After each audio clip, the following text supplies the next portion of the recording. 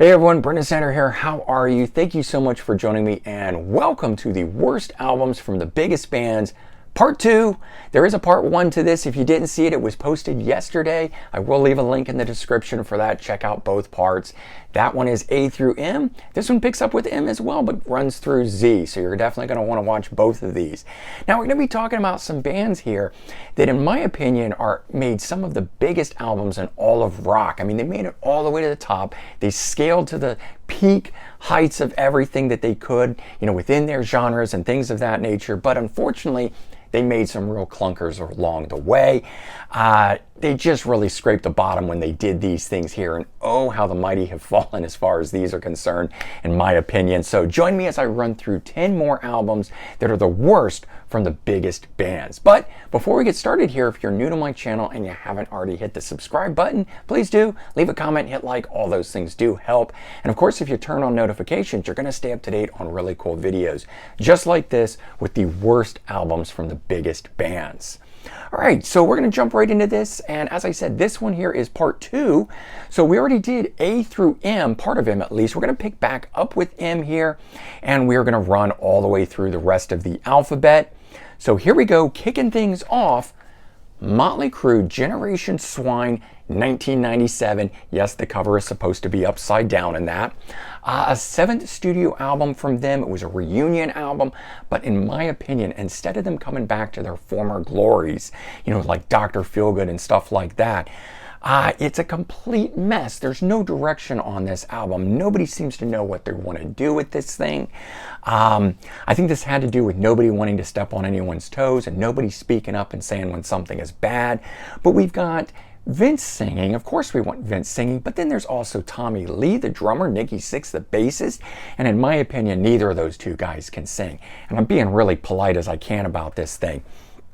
There's samples, drum loops, beats, all that kind of stuff thrown into this, trying to modernize the sound of Motley Crue. Something that they had always been ahead of the curve on previously, they were now chasing trends, and this album sounds contrived, like they're trying to catch up. And I tried at the time to like it. I do like the single Afraid. There's a few others on here, like Black Beauty and Glitter, the ones that were released as singles. But when they in this album with the songs like Rocket Ship, sung by Nikki Sixx, and Brandon, which is Tommy Lee singing about his baby son at the time, it just comes off sounding really strange and weird, and just not an album I go back to all that often. All right, now most of you guys know my favorite band is Pink Floyd, so the fact that I'm putting one of these in here, tells you something. Pink Floyd, The Final Cut, 1983. 12th studio album, which is basically a Roger Waters solo album. Again, this is one I have tried to get into, and I cannot. It's slow, it's somber, it's too quiet at different points. There's a couple tracks on it that are okay. This was really meant to be a soundtrack to The Wall. It was leftover cuts and tracks and bits and pieces that were from the film that didn't make it on the album. And they were doing that, and then it changed, everything, and it's not really that anymore. And very little David Gilmour across the board on it. I just don't feel like it is a Pink Floyd album when I listen to it. And consequently, for years of trying this thing, I can't do it. All right, next one up, tying into the shirt I'm wearing, Poison, Hotly Weird from 2002. 6th studio album, reunion album. The production's bad on this. This is another one where we have Bret Michaels, known for being the vocalist of the band, and yet they've got C.C. DeVille doing some vocals, and his vocals just don't fit the band at all. This album turned into more of a pop punk style, which that's not what Poison ever was. It's not that the songs that they do in that style are bad. They're good, but that is just not Poison. They're a glam metal band. They had a sound and a style, and that's gone. It's all stripped away. This is too plain without that production, and it's raw. I just really don't get why they were trying to do it. Unfortunately, this is the last album of new material that the band has done. They've never really come back and roared to the top. They did make a covers album in here, but post this, but this album here just does not work for me, especially with the different vocalists and stuff on it and styles. All right, next one up, Queen, the Cosmos Rocks 2008 16th studio album. Yes, I consider it just a Queen album, even though this is without Freddie Mercury. We've got Paul Rodgers from Bad Company joining and taking on. So it is Queen plus Paul Rodgers. I do get that, but it is the first album of new material post the death of Freddie Mercury. And yes, I know there was Made in Heaven, but that was recorded beforehand. So this album here, not featuring Freddie Mercury, isn't the reason that I am tanking it here. It's just what's missing. Queen is a band that had pomp and bombast and epic style songs. Even in short little intervals, they were epic. And that's all gone here. And what's in place of it is more of a blues rock sound, which would fit better with Bad Company. Of course, that makes sense having Paul Rodgers in the lineup, but blues rock meeting Queen does not really work here. He wrote most of the songs. There's very little of it that you hear that trademark sound from Brian on his guitar.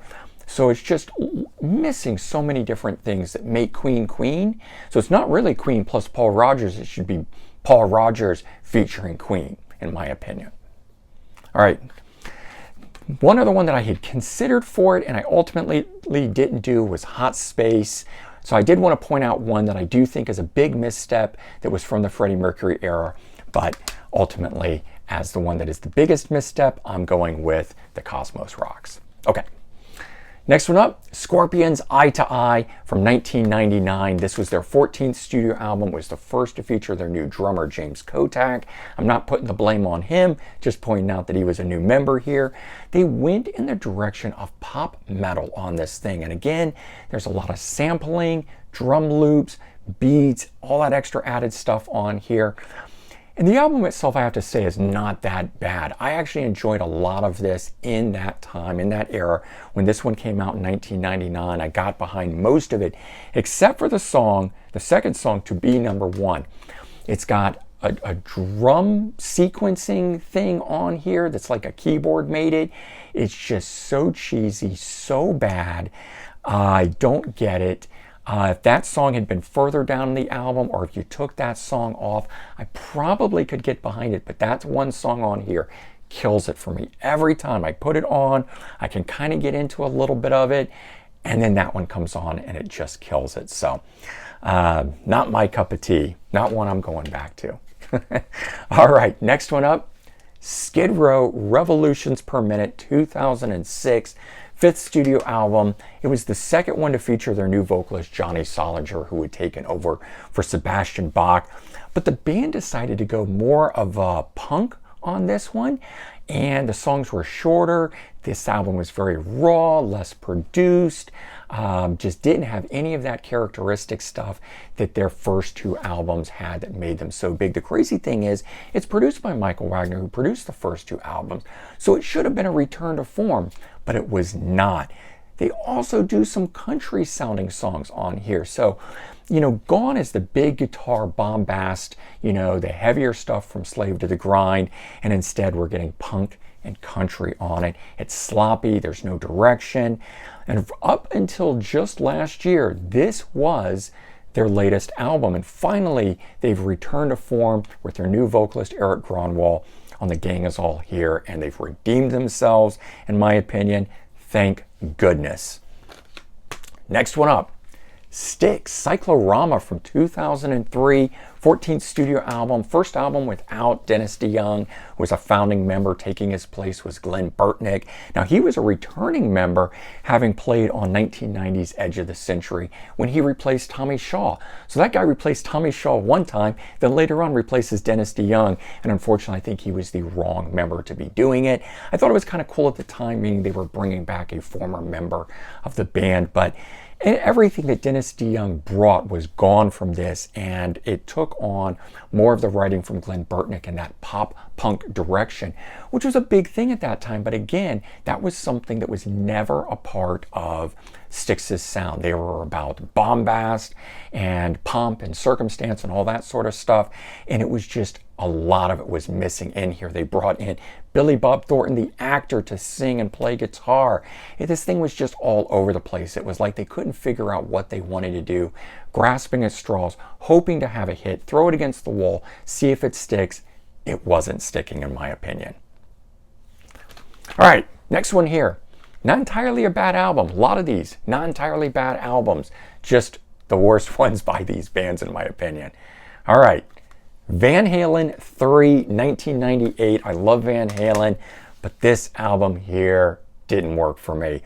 Featuring new vocalist Gary Cherone from Extreme, and I don't put it on him either. I think he was a great vocalist and actually a very good fit, but the whole album sounds contrived. It just feels like they were trying to recreate their past. There's a lot of songs on here. It sounds like they tried to recreate Finish What You Started. They've got that acoustic rock sort of sounding song. They've got other ones on here that do the same thing. But I'm listening to them and I go, oh, that sounds like this one over here. And oh, that sounds like this hit over here.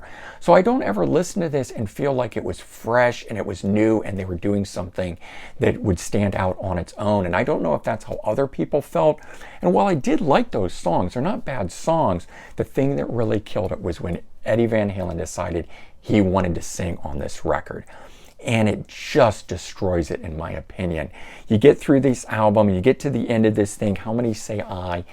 God, I wish that song were taken off here, or there was a version of it with Gary Cherone singing. And apparently Gary pushed Eddie to sing. It wasn't that Eddie wanted to do it, but it was a very personal song, and Gary thought he should be doing the vocals on it, kind of a thing. But even hearing that hasn't made me like it anymore, unfortunately. All right, next one here, Warrant, Belly to Belly, 1996, fifth studio album, featuring only 3 original members at this point. We still got Janie Lane as the vocalist. It should carry it, but the sound here is darker, slower, dirgier. It's a very angry sounding album. Case in point with the song Angry Young Man, which was actually released as a single. And, they're changing the lyrical style. They changed the sound in it.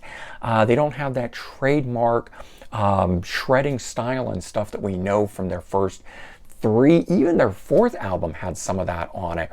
And I don't really understand why these bands went with that grungier style sound. 1996, again, it was dead by 1995. They're just behind the 8 ball. These bands were chasing the trends instead of making the trends. And that, for me, is a real downer when it comes to a lot of these albums here. All right, the last one here, Neil Young, A Letter From Home, or Letter Home, 2014, 33rd studio album. And I do give Neil a pass because he puts so many albums out that if he makes a misstep like that, 6 months later, there's another one around the corner. But this whole thing here was recorded on a 1947 voice-o-graph. And that's a thing where it was like a phone booth and you got inside it and you could play an instrument or sing or whatever, and it would actually cut a 45 record for you, and you could mail it off to, your sweetheart who was in the war or whatever, like that kind of a thing.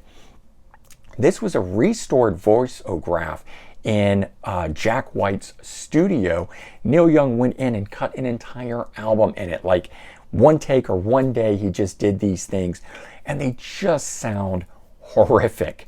The songs aren't bad if you listen to the songs. In fact, a lot of these are cover songs by famous musicians like Bruce Springsteen, Bob Dylan, and stuff. So the songs aren't bad. They're just badly recorded. Probably not even badly performed. I really wish there were microphones set up all the way around to have caught the real recording of this versus this, and it could have been a double album or something like that. But unfortunately, it's not. So this one here, not good in my opinion, and I have never gone back to it since the first day I put that on and I bought it. Goes in the collection, completes it, but that's it. And there you go. That is some of the worst albums by the biggest bands. This is part 2. Remember, there is a part 1. I'm going to leave a link in the description. It was posted yesterday. You can check it out, scroll through. You'll find both of these side by side in my channel here. But there you go. I hope you enjoyed this. This was Part M through Z, essentially. So let me know which album bands fall within that letter, alphabetical sequence. Go back to the first one if you want to do A through Part M there as well, because I'm sure you've got your bands and albums that you think scraped to the bottom of the barrel and were just their worst ones ever. All right, everyone, take care. Have a good one, and I'll talk to you soon. Bye-bye.